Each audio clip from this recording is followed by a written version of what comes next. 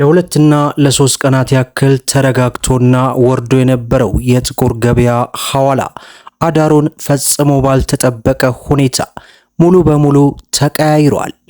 ብሔራዊ ባንክ በትናንትናው ምሽት አንድ መግለጫ አውጥቷል። በዚህም ዶላርን ለጨረታ የሚያቀርብበትን ቀን ይፋ አድርጓል። ይህ የዶላር ጨረታ መቅረብ የጥቁር ገበያ ሐዋላውን ያዳክመዋል ወይስ ያረጋገዋል? ሙሉ ዝርዝር መረጃ ይዘናል። ሰላም አለይኩም ወራህመቱላሂ ወበረካቱሁ። ሰላም ጤና ይስጥልን ክብራትና ክብራን አድማጭ ተመልካቾቻችን ሁሉ ሰላም ሁሉ መልካም፣ ከኛ ጋር ሁሉ ሰላም ነው።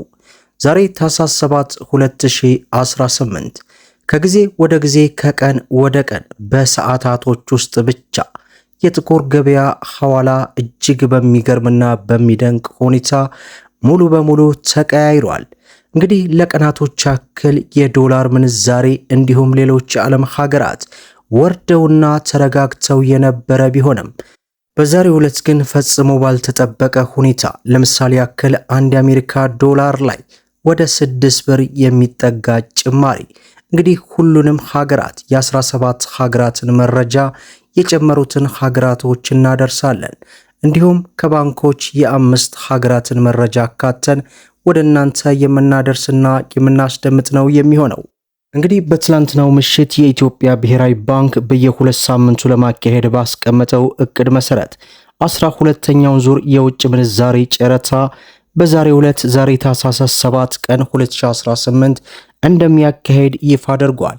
ይህ የብሔራዊ ባንክ ዶላርን ለጨረታ ማቅረብ ብዙ ጊዜያት እንዳያችሁት የጥቁር ገበያ ሐዋላውን እጅግ በከፍተኛ ሁኔታ ያወርደውና ያሽቆጠቁጠው እንደነበር ተመልክተናል። በዚህኛው ዙር ምን ይፈጠራል የሚለውን እንግዲህ የምንመለከት ነው የሚሆነው። ከዚህ ጋር ተያይዞ ያለውን ሙሉ ዝርዝር ወደ መጨረሻ ላይ የማደርሳችሁ ይሆናል። በዛሬው ዕለት እጅግ ባልተጠበቀ ሁኔታ እንግዲህ የምንዛሬ ዋጋ ጨምሯል። ሁሉንም ሀገራቶች አንድ ባንድ ወደ እናንተ የምናደርስ ሲሆን በዛሬው ዕለት አንድ የአሜሪካ ዶላር እጅግ በሚገርም ሁኔታ 185 ብር ከ15 ሳንቲም ሲመነዘር 100 የአሜሪካ ዶላር 18515 የኢትዮጵያ ብር በጥቁር ገበያ ሲመነዘር እንደሚውል ዌብሳይቱ አስነብቦናል ማለት ነው። ሌላው በምንዛሬ ደረጃ የዓለማችን ቁጥር 3 የሆነችው የኦማር ሪያል ናት። በዛሬው ዕለት አንድ ኦማር ሪያል እጅግ በሚገርም ሁኔታ እንግዲህ እሱም ላይ ጭማሪ ተደርጎበት 478 ብር ከ70 ሳንቲም ሲመነዘር 100 የኦማር ሪያል 47870 የኢትዮጵያ ብር በጥቁር ገበያ ሲመነዘር ይውላል ማለት ነው። ሌላው የካናዳ ዶላርን ስንመለከት 133 ብር ከ90 ሳንቲም ሲመነዘር 100 የካናዳ ዶላር 13390 የኢትዮጵያ ብር በጥቁር ገበያ ሲመነዘር ይውላል ማለት ነው። እንግዲህ እስካሁን የገለጽኩላችሁ ሀገራት እጅግ በከፍተኛ ሁኔታ ጨምረው ነው የተመለከትነው።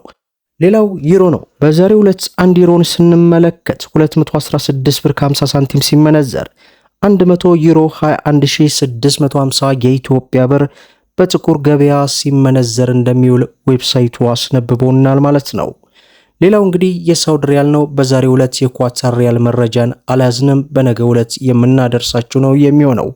የሳውዲ ሪያል እንግዲህ በዛሬው ዕለት እጅግ በከፍተኛ ሁኔታ ጭማሪ አድርጎ 49 ብር ከ35 ሳንቲም ሲመነዘር 100 የሳውዲ ሪያል 4935 የኢትዮጵያ ብር በጥቁር ገበያ ሲመነዘር እንደሚውል ዌብሳይቱ አስነብቦናል ማለት ነው።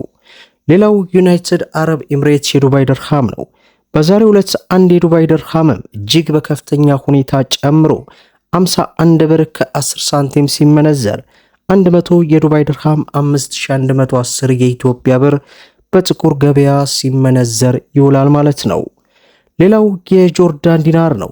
በዛሬው ዕለት አንድ የጆርዳን ዲናር 260 ብር ከ05 ሳንቲም ሲመነዘር 100 የጆርዳን ዲናር 26000 ከ5 ሳንቲም እየተመነዘረ ይውላል ማለት ነው።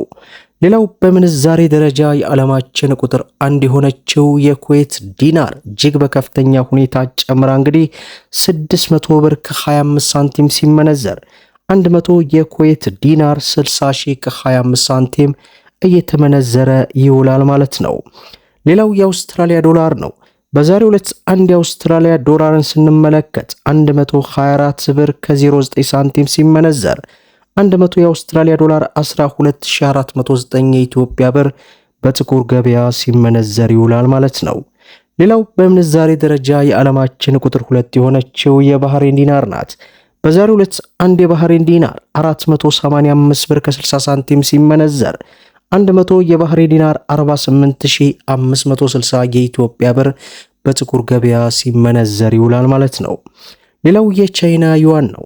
በዛሬው ዕለት አንድ የቻይና ዩዋንን ስንመለከት 26 ብር ከ10 ሳንቲም ሲመነዘር 100 የቻይና ዩዋን 2610 የኢትዮጵያ ብር በጥቁር ገበያ ሲመነዘር ይውላል ማለት ነው። ሌላው የስዊስ ፍራንክ ነው። በዛሬው ዕለት አንድ የስዊስ ፍራንክ 231 ብር ከ30 ሳንቲም ሲመነዘር 100 የስዊስ ፍራንክ 23130 የኢትዮጵያ ብር በጥቁር ገበያ ሲመነዘር ይውላል ማለት ነው። ሌላው የእስራኤል ሽቅል ነው። በዛሬው ዕለት አንድ የእስራኤል ሽቅል 57 ብር ከ50 ሳንቲም ሲመነዘር 100 የእስራኤል ሽቅል 5750 የኢትዮጵያ ብር በጥቁር ገበያ ሲመነዘር ይውላል ማለት ነው። ሌላው ኢትዮጵያ ውስጥ ካሉ ህጋዊ ባንኮች መካከል የሮሃ ፎሬክስም እንግዲህ የምንዛሬ ዋጋ ተመን ላይ ጭማሪ አድርጓል። በዚህም አንድ የአሜሪካ ዶላርን 175 ብር ከ20 ሳንቲም ገዝቶ 178 ብር ከ70 ሳንቲም እየሸጠ ይገኛል። የእንግሊዝ ፓውንድን 223 ብር ከ80 ሳንቲም ገዝቶ 228 ብር ከ27 ሳንቲም እየሸጠ ይገኛል። የስዊስ ፍራንክን 209 ብር ከ27 ሳንቲም ገዝቶ 213 ብር ከ45 ሳንቲም እየሸጠ ይገኛል። የዱባይ ድርሃምን ስንመለከት 46 ብር ገዝቶ 46 ብር ከ86 ሳንቲም እየሸጠ ይገኛል። የሳውዲ ሪያልን 45 ብር ከ75 ሳንቲም ገዝቶ 46 ብር ከ66 ሳንቲም እየሸጠ ይገኛል። የቻይና ዩዋንን 23 ብር ከ25 ሳንቲም ገዝቶ 23 ብር ከ71 ሳንቲም እየሸጠ እንደሚገኝ ዕለታዊ ምንዛሬ ዋጋ ተመኑ ላይ ለመመልከት ችለናል ማለት ነው። ሌላው የኢትዮጵያ ብሔራዊ ባንክ በየ2 ሳምንቱ ለማካሄድ ባስቀመጠው እቅድ መሰረት 12ኛውን ዙር የውጭ ምንዛሬ ጨረታ ዛሬ ማክሰኞ ታህሳስ 7 ቀን 2018 እንደሚካሄድ አስታውቋል። ባንኩ በዚህ ዙር ለጨረታ ያቀረበበት አጠቃላይ የገንዘብ መጠን 50 ሚሊዮን የአሜሪካ ዶላር ሲሆን ይህም በ11ኛው ዙር ከቀረበው መጠን ጋር ተመሳሳይ ነው።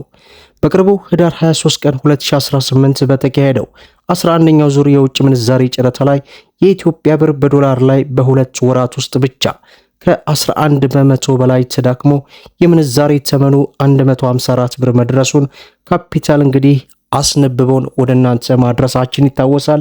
በዛሬው ዕለትስ የሚካሄደው ምን ይመስላል የሚለውን ሙሉ መረጃ እንግዲህ በነገው ፕሮግራማችን ላይ የምናደርሳችሁ ነው የሚሆነው። ዞሮ ዞሮ በዛሬው ዕለት ያልተጠበቀ የጥቁር ገበያ ሐዋላ ጭማሪ እንዲሁም ከባንኮች ያለውን የምንዛሬ ዋጋ ተመን ጭማሪ ወደ እናንተ አድርሰናል። ቪዲዮውን ላይክ ሸር አድርጉት። እስከ ፍጻሜው ድረስ አብራችሁን ስለቆያችሁ ልባዊ ምስጋናችን እየሰጠን በሌላ ቪዲዮ እስከምንገናኝ ሰላም አለይኩም ወራህመቱላህ።